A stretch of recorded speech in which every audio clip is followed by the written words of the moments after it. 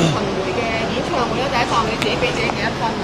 第一場6、7分㗎嘛，係啊，我都未好仔細咁樣睇翻我成個 run down，即係成個表演咁樣，所以都唔夠膽講話幾多分，都盡咗力㗎。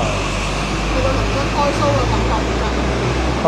係一個里程碑嚟嘅，自己嘅係咯，人生第一次自己一個巡迴演唱會係，亦都感恩有呢個機會，所以希望下次再有機會可以同倫敦嘅朋友見面。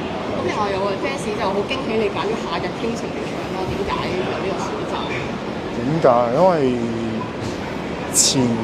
之前其實跑步嘅時候有聽過呢一首歌，跟住一直都好想唱呢一首歌，亦都好中意呢一首歌，係黎明前輩以前好出名嘅一首作品，所以就冇啊！我覺得大家聽完會開心就唱，我每一站都會有啲唔同嘅歌。會唔會都係黎明？